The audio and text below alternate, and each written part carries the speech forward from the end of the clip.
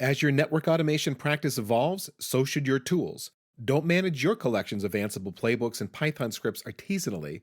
Move up to Itential and load your automations onto a scalable platform your whole team can use. Visit itential.com to find out more. That's itential.com. Heavy Networking welcomes Eman Conde to the podcast. Eman has been known for many years as the CCIE agent. He's had his finger on the pulse of the CCIE market for as long as I can remember. And today, we're going to pick his brain about the market for CCIEs in 2025. Is the CCIE still the gold standard certification that's your ticket to the networking big leagues? Or is the CCIE falling by the wayside in the midst of a changing networking world that's multi-vendor, software-defined, automated, and orchestrated? I'm Ethan Banks, along with Drew Conway Murray. We are your regular heavy networking co-hosts, and we are very happy to connect with you via LinkedIn, Blue Sky, or the Packet Pushers audience Slack channel, which you can join for free like thousands of others at packetpushers.net/community. Eman Conde, welcome to Heavy Networking, and introduce yourself to the nice people out there. Who are you, and what do you do? Hi, folks. Ethan, thanks for this, man. This is cool. I remember when you got your CCIE. I'm like everybody's old Yeah. uncle out here, right? Oh, yeah. So I'm Eman Conde. Real name is Emmanuel Conde. I'm from Texas. One of the things I had to do in order to find a living is to get to know the CCIE community. A long time ago in the 90s, I was at Verizon, where we grew our own CCIEs. We had our own lab. We'd send them internally. We had a lab. We'd send our guys out for the 2-day lab to come back with either tiers or a CCIE. And that sort of endeared me to the group because I kept having to recruit. Even at Bell Atlantic, they were saying, nobody seems to understand in HR what these guys do. So I ended up recruiting. I enjoyed that. So when I started actually recruiting, I hung out a shingle saying I was the CCIE agent because you can recruit anything and everything and get nowhere. I decided to focus on a community nobody seemed to know anything about back in the 2009, 2008, back then. Yeah. So I jumped in and introduced people to the CCIE community. Cisco flew me around the world with their program. I talked to the channel partners about it. And my community now has over 40,000 of the active CCIEs in it. I'm proud to be a part of this. Thanks. And thank you for what you do. You've been doing it a long time, and you seem to know everybody. And you've been everything from career counseling to a shoulder to cry on to a lot of things to a lot of us that have been in the CCIE community. So yeah, I mean, you're doing a lot. You're doing a lot for folks, and you've been at it a long time, and you've seen a lot of changes in the industry, E-Man. Oh, yes.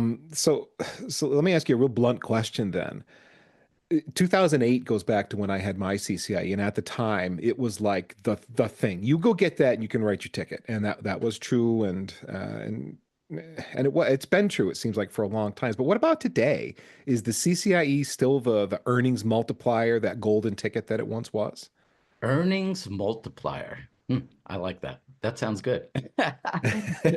Well, you know something. I've been following these stats a long time because people come to me for CCIEs. What's especially cool is the CCIEs like, 2008 and 2009 when you guys and you got yours. They're now VPs and directors and hiring managers who now are looking for folks like themselves. So they'll come to me. Funny thing is, it doesn't matter whether they're working for Juniper, Palo Alto, Fortinet, they're still hiring CCIEs. So it made me look.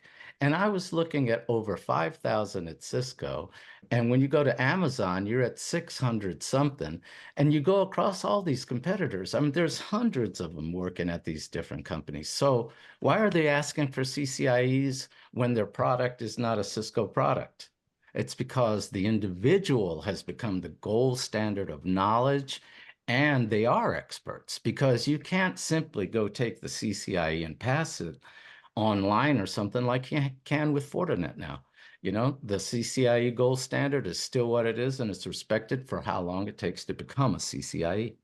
So you're saying you're seeing folks land at roles that aren't Cisco shops in part because they have that CCIE, because that CCIE represents something besides being able to operate Cisco equipment? That's absolutely correct. And I don't know if you've kept up, but I even married a CCIE. She's a data center CCIE I met in Montreal. And I see it every day. So I don't separate from this. My personal life and my work life are the You're same. really all in. So I sent her out to work today And she's not working on Cisco data center.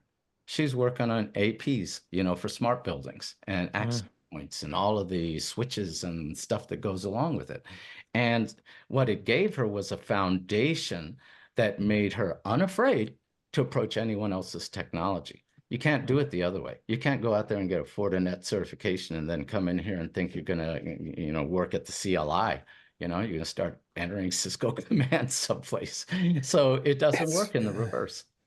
Yeah, it's funny you put it that way. Like I back in the day when I was in the midst of growing my networking career, I had Novell certifications and Microsoft certifications and Cisco certifications.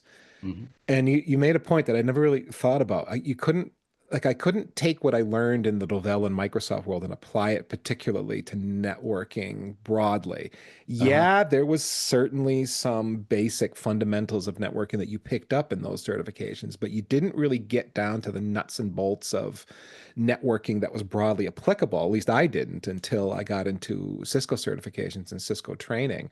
And I went Okay. through CCNA, CCNP, CCSP, and then CCIE back at the time.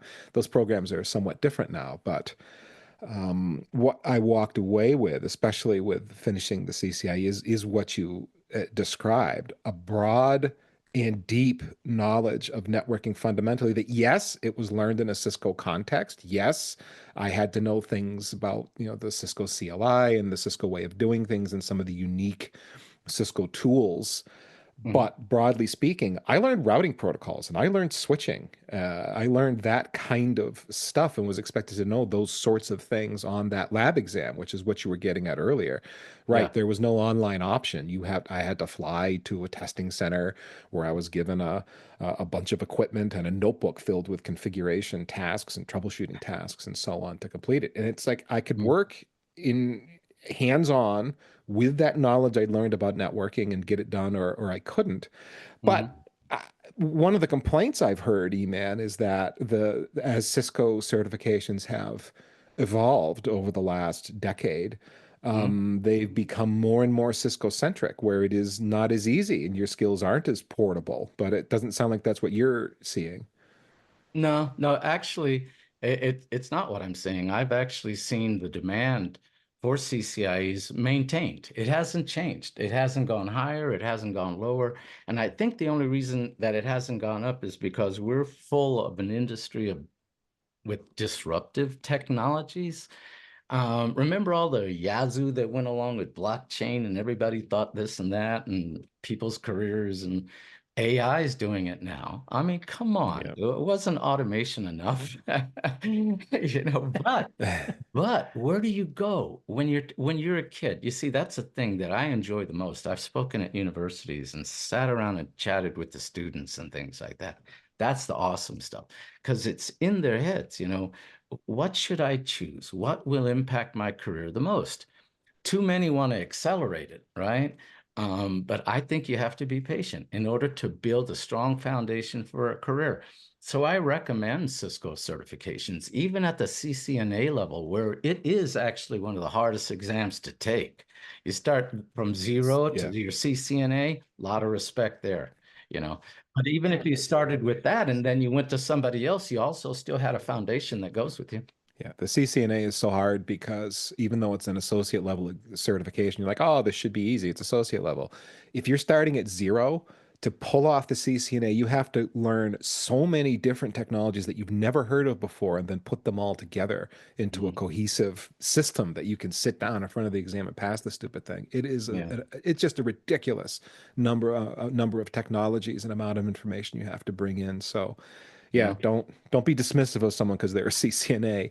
It just means they've learned a lot of what they needed to learn so they can work through the professional and expert level certs. At that level, though, you have to take a lot of things with a grain of salt, things you don't understand, things you just have to sort of carry along with you until they make sense, right?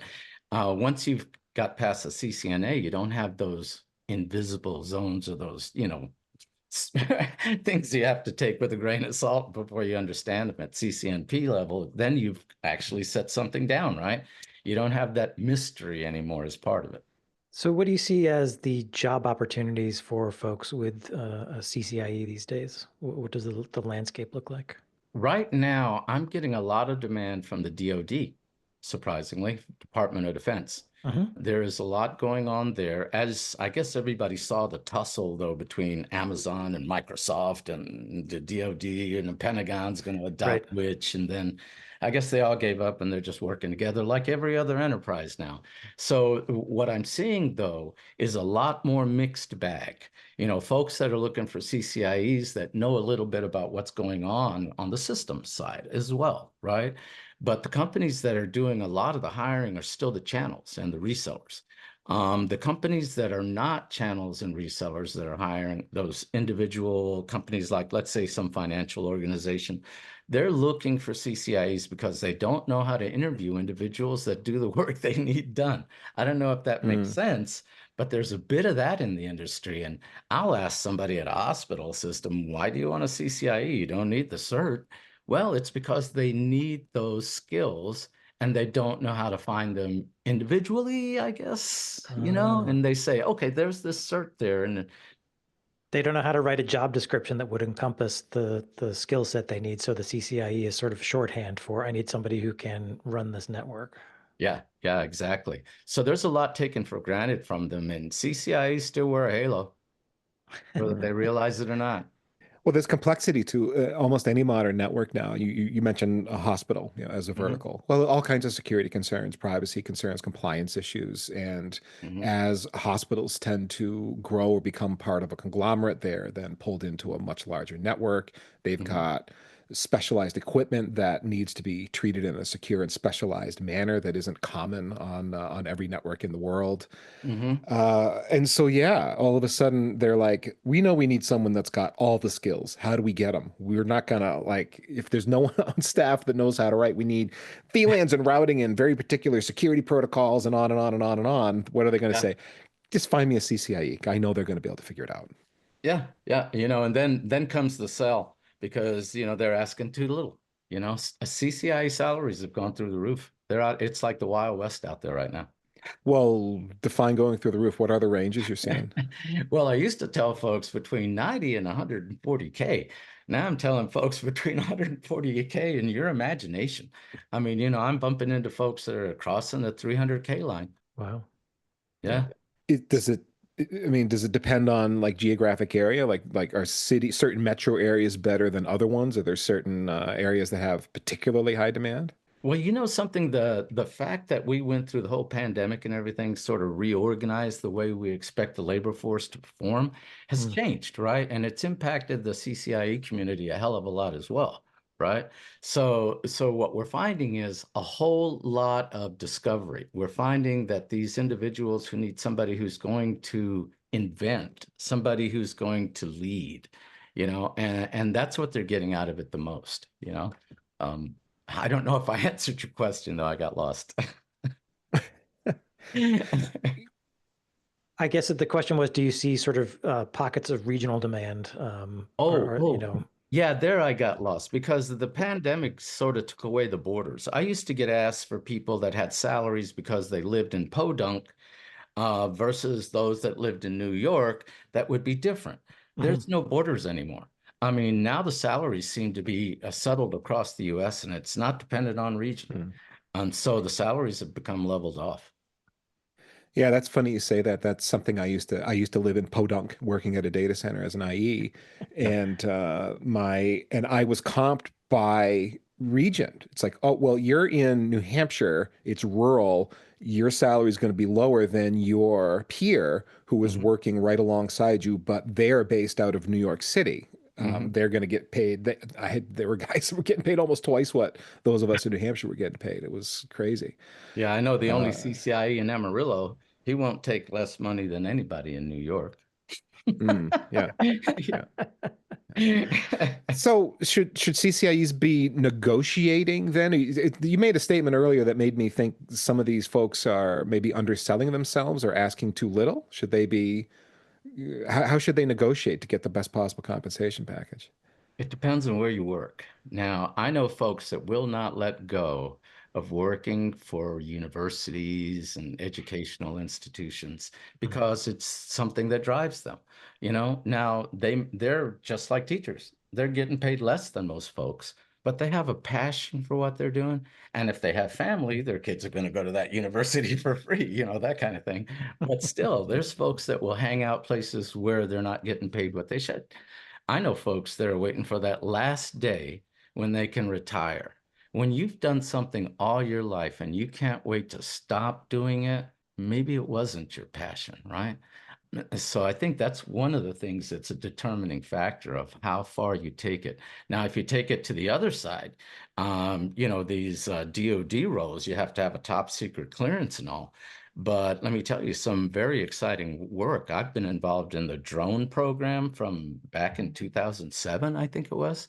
So I've seen a lot of things happen in the DoD, but as it went along, now I'm bumping into salaries that are over 250K regularly, simply because they know SD-WAN so well. They can assist with a $7.3 billion US Navy SD-WAN rollout.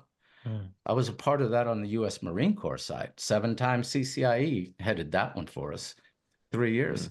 So these guys are playing with things that are deeper than I think you can find with a channel, unless you really get lucky and get one of those roles, right? There's nothing as big as the environment for the DoD in the US, so they carry salaries like crazy, man. So if I'm going into an offer, I'm an IE considering a role, and someone's interested in me. Mhm. It sounds like I'm smart to realize I'm in the position of power. Is that fair to say? My skills are in demand and I should get what I can? You should get what you need. See, I can't base your next offer off of your past offer because of the way people have socialized that information, right? Everybody knows what everybody's making pretty much. So as you go into a negotiation, you have to look at yourself and the folks that are interviewing you, actually, because these are going to be your peers. They're going to frown at somebody who's coming in at more money than them or asking it if they can't take the tech interview. You see, that's where most people fail. They start talking Mm, about the money before they've been teched. You got to put your cards on the table before you can actually start asking for money.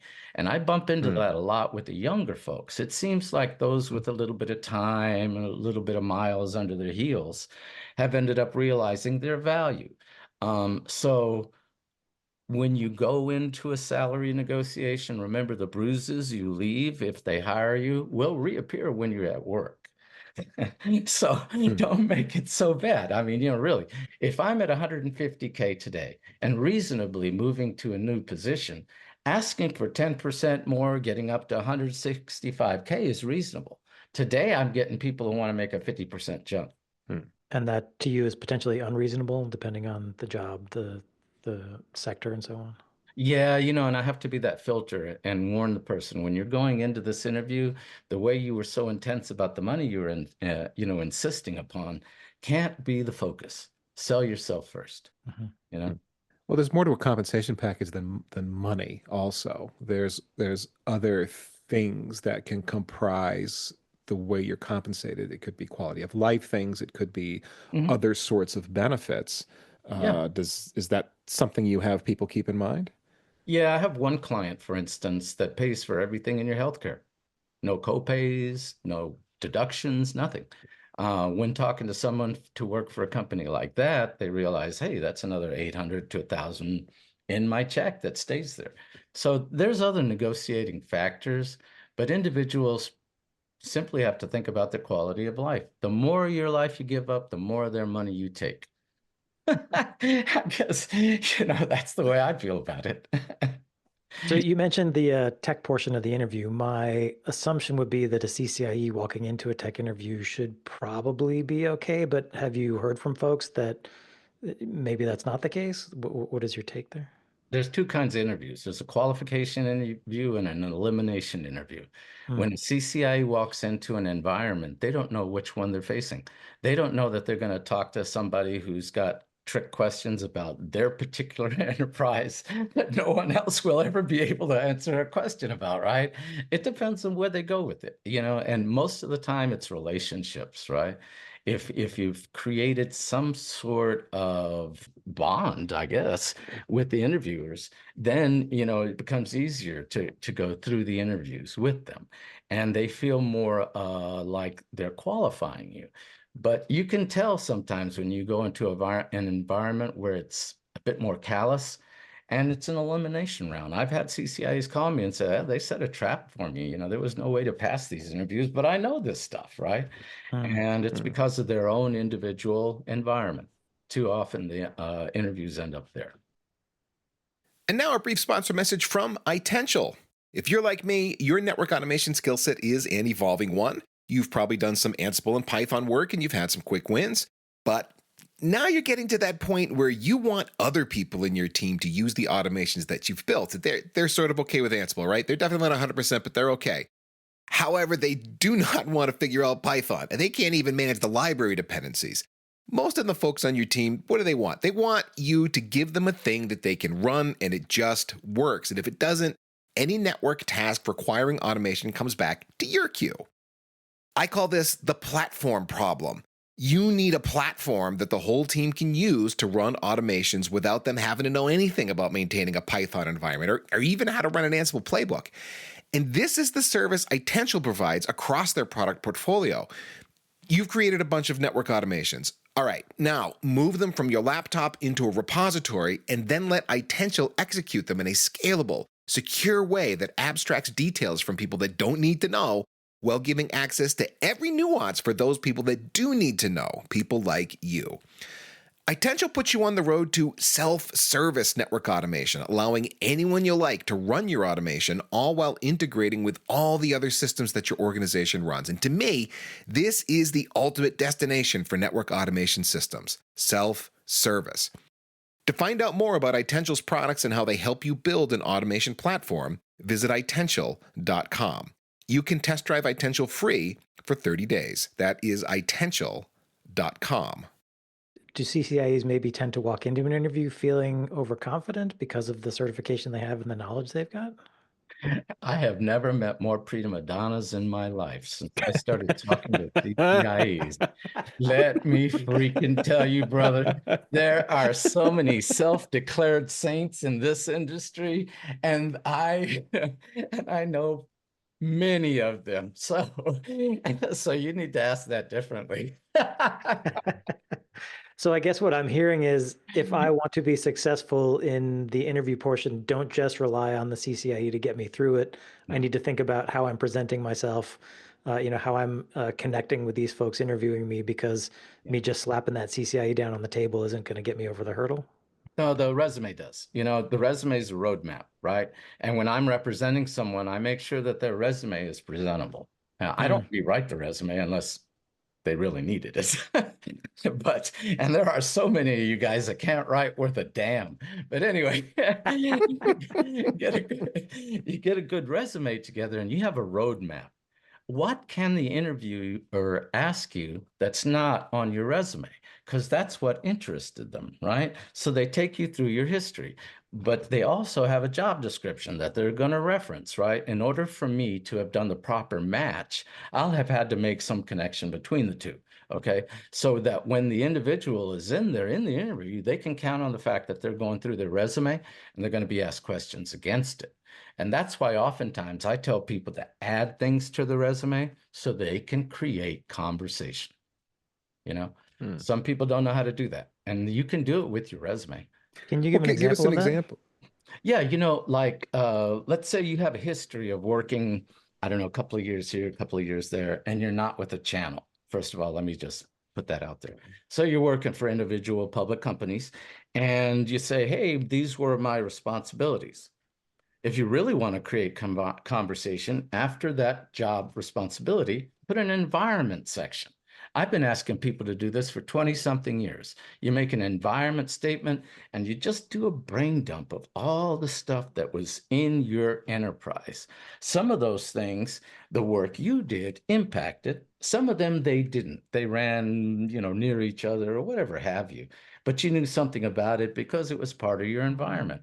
So, sometimes the dumbest things will bring somebody's conversation out. They say, "Oh, you were you were using COBOL? How long ago was this? Oh, you know, things like that. You don't know what's going to bring up conversation. But when a person can create a whole picture of that job you had, down here's the environment, they know, oh, this environment is similar to one I worked at, or here's some things, but create conversation. And you can do that. Throw tidbits out there, name drop. That's one of my favorite things to say, name drop. Name dropping in geographic regions can be interesting because, like where I work here in Podunk, all of us used to joke about having each other's jobs at some point or another. We all kind of knew each other. There was, I don't know how many of us that were network engineers and like, oh, have you worked on that network? Yeah, yeah, I was there 5 years ago, and this is weird. Oh, I was there, and then we advanced and added this and that. Oh, that's cool. Is so and so still there? Oh, yeah. You have that kind of conversation. You immediately have that commonality. Yeah. As someone who's interviewed a lot of people, Eman, I resonate with what you're saying about make something interesting on the resume. Don't just make it a fact list or a skill set. I was here from here to here, and I did OSPF and BGP, and tell a story. Tell me something. Give me something to hook into. Yeah, that makes you a more interesting person. And Yeah, exactly. Because you never walk into an enterprise as a CCIE that doesn't need some medication. So, I mean, they've come along and found you for a reason, right? So you're going to bird dog those things, and it's going to change. Yeah, it's going to make things change always, and that's part of what's so cool about you guys. I want to ask more about employers, the kind of folks you're seeing. You've mentioned Department of Defense in the U.S. You've mentioned hospitals. Are there other folks, other kinds of companies that are typically coming to you looking for CCIEs? Well, the pharma industry, biomed and pharma industry are always in need of these people. And of course, you've got certain regulations that go along with that. And hospital and healthcare, they're still out there asking. I've got a couple of banks, they're looking. Um, and the demand out there right now is a lot of growth with companies that are specializing in things, not necessarily channels, right? That have got a product out there like glueware. I think Hmm. those guys, right? Yep, we And do. so, Yeah. and their hiring is geared around the same thing. I knew those guys from the beginning as well. But you see, these are different industries. And these are the more exciting ones because they're needing you not just because of what you did in the past, but because how that's impacted your view of the future and what's going to happen with changes in products and automation. Blueware's improved their product considerably because of the folks they've hired that were from the CCIE ranks, right? So, I mean, there's a lot of organizations out there, and you can hang your hat on some of them, and they're giving away things like stock options and all kinds of stuff. I mean, you can make a nice nest without asking for $1 million up front, too, you know? Hmm. So there's a lot of organizations out there that are looking for the CCIE because of the core skills. So VARs in the channel are typically consumers of CCIEs. How do you advise folks if they're trying to think, do I want to go VAR? Do I want to go work for an enterprise? Do I want to get into a startup or even a company making a product like Glueware? How would you advise them? Like, what are the different things to think about? Your career. What do you want that thing to do for you? And what has it done already? Um, when when folks are looking at these organizations, you have to come along and be able to contribute to make yourself attractive to them. Hmm. Because, for every post I put out there, I get at least one truck driver's resume, but you can never tell, what you're going to be dealing with these individuals. Um, but yeah, I think that I lost track again. Sorry. It's one of those days without caffeine. Do you think there are like different kinds of challenges or responsibilities that are going to be like the VAR day to day is going to be like this, the enterprise day to day might look slightly different, it looks like that, and so on. How would you advise someone in that regard? Well, if you want to work on new stuff, you want to stay excited, the channels and the bars are the place to be, right? Because the channels and the VARs, they are always selling new product where your peer CCIE might work, and they've waited 5 years for depreciation so I can replace that damn firewall. And a bean counter says, "Hey, you can do it today." But the guy that comes along and does this for other people too. He's got an exciting career where he's always playing with something new. So the channels and the VARs are always the best way for a certified individual. So like that's why I get the demand for all the other certs as well. Fortinet, Palo Alto, Juniper. Fortinet's big for me right now, looking for CCIEs too. Yeah, if you want to go work, if you want to constantly be dealing with new things and the latest and greatest and so on, yeah, go work for a VAR, go work for Yeah, a partner. They're yeah. the ones that are going to get contracted to do the latest and greatest. They tend to have good inroads with vendors and are being trained or exposed to the newest technology coming from that vendor because the vendor wants you to go out and sell it and get it installed. So if Mhm. that's what gets you excited in the morning, you go work there. If you don't see another new thing for the next 5 years, and you'd be happy just to chill out and actually make the environment you're in stable and cross your T's and dot your I's with all the things you've always ever wanted to do, then go to an enterprise because they're not going to change. They're not going to iterate that quickly. Not most enterprises, anyway. Oh, what That's about digital transformation, Ethan? Isn't that on that COBOL system that you probably have to keep running? I mean, I don't know. When I was in working for a reseller, I for a while I was younger, and for a while I thrived on it. I just, yeah, give me the new thing. Oh, we're doing what? Oh, we're installing this. Oh man, we just got the shiny new CD from Microsoft on this new thing like last week, and so wants to install. Let's go! Very exciting. Now it's like I just want the chance to make the environment that I'm in actually perfect, actually work like it's supposed to work. Because at Avar, I never had time to fully implement all the things. Yeah, You'd get it 80% of the way. Most of the way there, you try to do some training for the folks that were going to take on that system after you were done installing it. And then yeah. you flew off, you're on to the next thing. You never got the logging and the management system quite right. You never got a million little things you wanted to really dial in. You never had the chance to do that. If that kind of thing drives you nuts, and the older Mhm. you get, the more likely it is to drive you nuts, then you want to work for an enterprise where you can really get sunk into that environment and make it go Yeah. exactly the way you want. Cater to your OCD. Yeah, but I tell you what, you can see some people who are out there on the social and how their careers have evolved. Now, you take a Terry, you take a Jeff Doyle, and they're so different. Terry stayed Cisco centric. Where did You're Jeff? talking about Terry Slattery.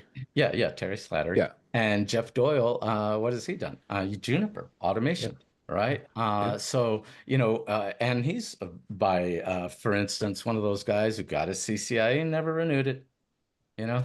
But I guess when you write a book like that, people will always remember you, right? Routing TCP/IP.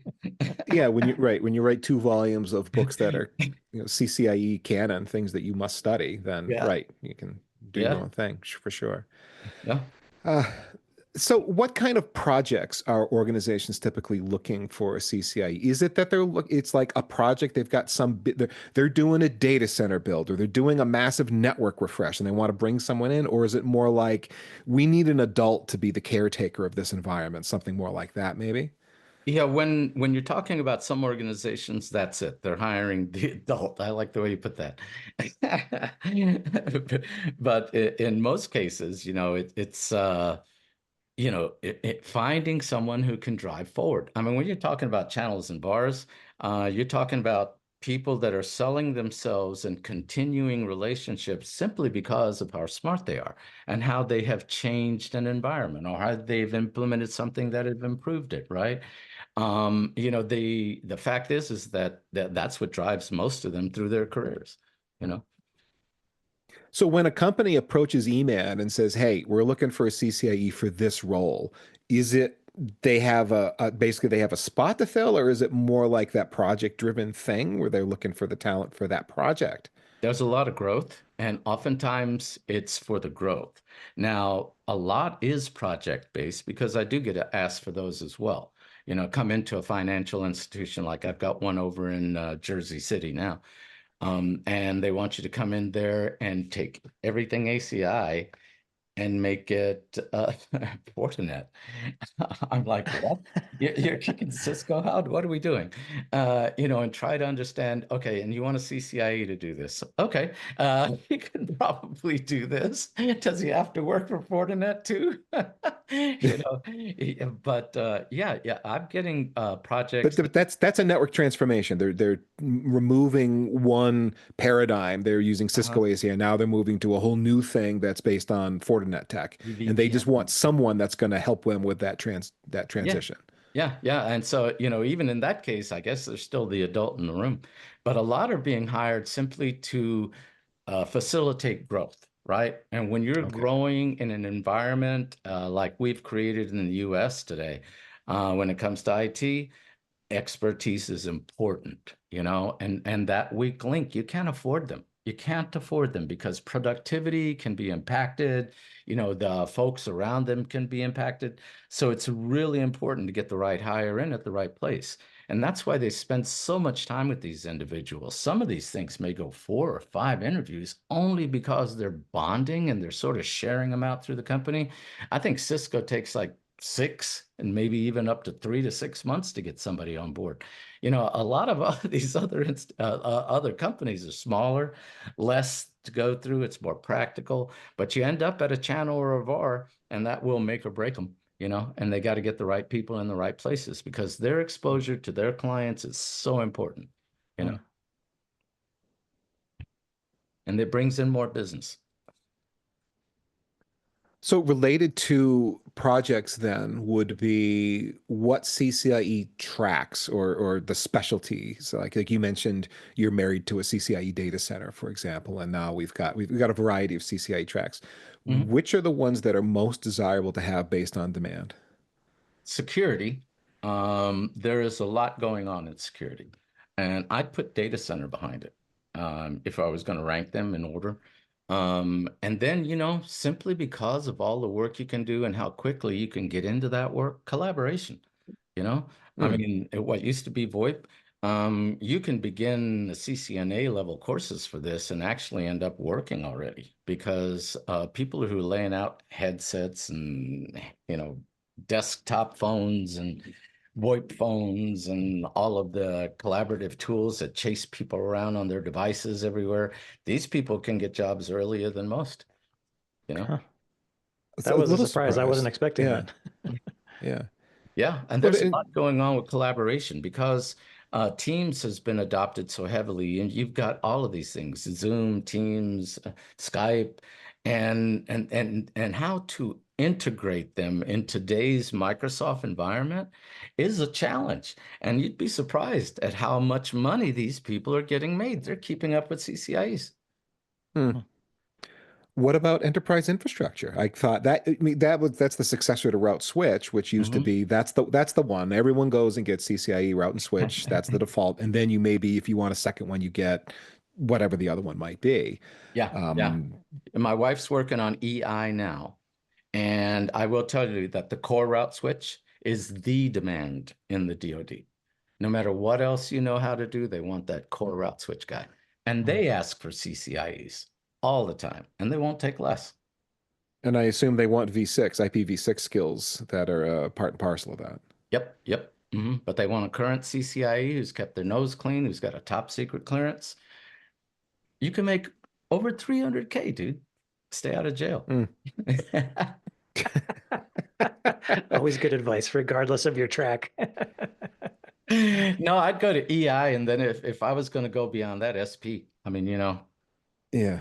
I'm curious if you're seeing the CCIE evolve to incorporate things like cloud, automation, and maybe even AI.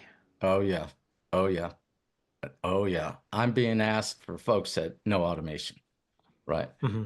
And they're asking for Python and some of the other scripts, Ansible, things like that that people know, Hmm. and because now everything's automated.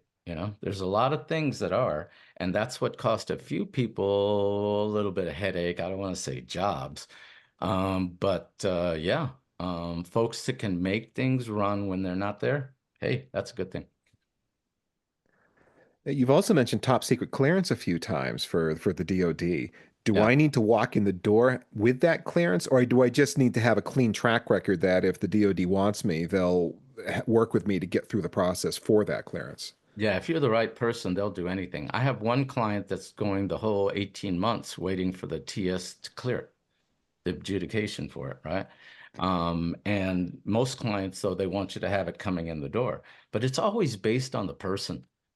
It's based on the person. If you're someone who's a really good interview and this company wants to hire you, they'll move mountains. I've seen it, you know. Hmm. I'll note my wife had to go through a top secret clearance for a job, and it was sort of like the thing that took the job process the longest time, even getting like a provisional clearance. So if Yeah. you're considering that, just keep that in mind that there could be a drag on top of the, you know, drag that's already on the regular hiring process. Top secret adds uh, Mhm. weeks, months potentially to actually getting an offer. So just something to keep in mind. Yeah, I got mine and it was pretty intrusive, but that was back in Yeah, that's the other thing. the 70s. I'll tell They're you going to what, go man. deep. They will. I had friends calling me, school teachers. I'm a Vietnam vet, so I was on the USS Kitty Hawk, South China Sea, AWS, anti-submarine warfare. That's Mm, what actually started my IT career, because I Hmm. was working automated shop test equipment for Grumman and a couple of other manufacturers. And that's what actually made me curious about it, and then from then on, I was in IT. mhm. Now, Drew asked you a bit ago about cloud automation AI, and you're like, oh, yeah, we need those skills too. Yeah. Now, those don't come with a CCIE certification necessarily. You get bits of it depending on what track you go down and so on. Uh, So is there an expectation that someone has, in addition to their CCIE certification, perhaps a bunch of AWS certifications, or are they looking more for experience? How are they determining that their candidate has got what they're looking for? Depends on the focus for the cert. So maybe they want the gold lamier jacket. What, do you have to have 4 AWS certs to get the gold jacket? Have you seen that? I did not know that. No, I didn't know that. I think it's Amazon. I hope I'm not getting them mixed up with Microsoft. I think it's Amazon. I think you get 4 of the certs, you get this gold jacket. Oh my God. Wow. Not like the leather bomber jacket of the old days for the CCIEs, right? CCIE, yeah. But no, it depends on what the point is. If they want an Amazon heavy person who knows networking, so it'll lead with that.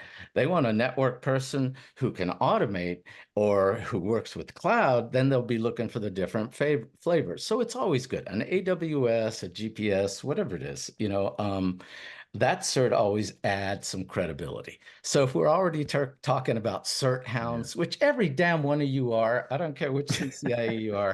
I mean, I look at the stats. I mean, those what, Uh, 4,000 that work for Cisco are also carrying so many other certs. I mean, from these manufacturers and all. That's where it is. I So swear. you mentioned AWS. Are there other, certs from outside the Cisco realm that sort of pair nicely with a CCIE? Yeah, the right now I'm getting a lot of Fortinet demand. I think Fortinet. Okay. yeah, some of the firewall stuff and security stuff they've got going on. Along with that, I am with the government, you're going to bump into Palo Alto, Fortinet, and Juniper. Hmm. So mhm. knowing what the Cisco's competitors are doing and being educated there is always a good thing, always, right? But they'll look for the CCIE. If they're asking for automation, then they're going to ask for, what kind of tools have you written it, what Hmm. languages you're working with. And automation is a big demand. It is part of the job, it seems, all the time now. Yeah. Hmm. I'm not, are there automation certs out there though, within or outside Cisco? I guess Cisco has DevNet, which is sort of I got some automation-y. DevNet stuff, but Yeah, they have the DevNet stuff. Now, you have to go to the manufacturers. I know that you can get Splunk, you can get Red Hat, you can get, I'm sure there must be Ansible, yeah. something for Okay. So an Python, Ansible cert to go with my CCIE or Ansible. something. Yeah, Yeah. yeah. Okay. I think there's certainly Terraform certs, and yeah, and then a lot of the cloud stuff that's kind of baked in because that's your very often your how you're doing configuration is through some sort of automated process, which varies widely by cloud provider. But but there's definitely not a network automation cert that the industry's rallied around. We know Mm, that there's been mm. talk about it, but that's Drew. I did a bunch of digging in on this, and it's like you can get a little bit of this and a little bit of that, and it's all tool oriented, and there's nothing Yeah, that's like here's how you build an automation system, and I think that's something lacking in our right. industry. And so going back to the building out your resume part, I think the best you can do is just demonstrate competence in that field by I've Mm, built these tools. Here's my GitHub repo with a bunch of Right. stuff I've worked on mhm. and so on. And going back to that environment idea, I worked in an environment that was automated, and here's the workflow to push a network change that we did and how it flowed through our system. Things like that, I think, go a long way to helping people that are looking at you understand. Yeah, you get that you're not just a CLI jockey. You're actually modern and dealing with infrastructure as code and comfortable working in that world, Mhm. which is I feel like we're in a transition, man, where the old school CLI jockeys like me are transitioning into the automation stuff. And so on which side of the divide you're on, it's not a foregone conclusion that because you're an IE today, you're all about automation. You may or may not be. Yeah, it's true. I think they're implementing too many dashboards with too many of these things. So the CLI jocks are just falling by the wayside these days, it seems, you know? Yeah, yeah. It's true. The industry has changed so much, but you two guys, you're out there on the social. What are you Yeah. seeing? Because these same vultures like me, they're circling and they see that CCIE. I get them. Hey, you're a CCIE. No, I'm not. I'm the agent. I'm a recruiter. But you guys get these jobs. What are you seeing? These folks are sending you the emails. It's a mix. There's old school, and then there's shops that are modernizing because they have to. Yeah. There is a huge thirst amongst the network engineering community to get a handle on automation and to begin doing configuration change and report gathering and troubleshooting using automated tools and increasingly using artificial intelligence. AI is becoming real. It's not just a toy. It's not just a gimmick. And we haven't hit the trough of disillusionment yet. So, but we're probably maybe we're at peak hype and we're going to start sliding into that trough of disillusionment this year. We'll see. But there's something real there with AI, and a lot of I folks know. that are into automation are trying to figure out, Mhm. okay, what can this actually do for me that's useful and not just chewing through power Yeah. for nominal benefit. Yeah. And on the other side, you've still got the CLI jockeys that are like, I'm retired in like 3 years, so I'm gonna automation along with IPv6, talk to the hand, and I'm gonna retire and never have to learn it. There's still some of that going on, and Yeah. or maybe it's small shops where they don't have the sort of network change churn that would really benefit from an automated approach, and it's just not worth the headache for them to really get into it. Yeah. Would be yet another scenario, and that's one take anyway. I know you got thoughts, Drew. Yeah, it depends on the size of the organization. Drew, what are you seeing? I know you're seeing stuff. Yeah, I guess I'm seeing that. I feel like we're sort of at the chasm point between sort of the old CLI way and the new, more, you know, not necessarily, I'm not doing software development, but I have to be comfortable with Python and scripting and a repository and sources of truth and all that. You can see that mindset, that change happening where people who are still in their still far enough along in their career that they know they need to skill up and are trying to find where do I get these skills and what skills do I need, Mhm. versus the 3 years to go where they can just write it out. I think Ethan summed that up nicely. There's also, I think, still a strong demand for and a thirst for folks with hardcore fundamental knowledge, because when you strip away everything else, that hardcore fundamental knowledge of how is all of this actually working Mhm. still matters. Yep. So trying to suss out who actually knows what they're doing is always still an issue. Yeah, that's the joke about automation. People come into the industry wanting to know how to do automation. It's like, yeah, but do you know how a routing protocol actually works? Right. Uh, Kinda. Well, Yeah. automation's a skill, but it's pretty helpful to know what the heck it is you're automating. So you design the workflows correctly and you design the Yeah. testing correctly and so Yeah. on. There's a lot to it that Yeah. comes first before automation. And because automation is the new hotness, I'm seeing some younger folks that are like, let's jump into automation with both feet. Wee! You ever designed a network from scratch? No. And like, it's backwards. It's backwards. You're gonna struggle with that. You just Yeah. are. Yeah. Yeah, Yeah. because when the automation breaks, you need to know how and why and how to fix it. That's Yeah. where the fundamentals come in. Yeah. But I tell you something though, if we loop back to the CCIE part of it, I don't think there's enough said out there or maybe marketed that being a CCIE can be a life fulfilling career, a track to go on with your IT career that can make things, happen, right? I think that when I was at Cisco Live this past June, I saw the CCIE emblem shirts for sale just to anybody. Any of the CCIE paraphernalia now is Really? available to anyone. I Well, used to have to do that. It used to be you had to walk in and show your credentials, and you were I not eligible to I got purchase a those hat things. from the CCIE lounge this past year without getting kicked out. My ritual Huh. used to be to walk into the lounge and they kick me out of the lounge because I'm not a CCIE, right? This year I walked in and some guy goes, "Oh, you work in IT?" No, I came here for a hat. Oh, here. Thank you. See ya. The guy, do I work in IT? What the hell? What kind of question was that? Anyway, what I'm saying is do it more. Get more of that CCIE logoed stuff out there. I mean, don't stop with just one of those kinds of events.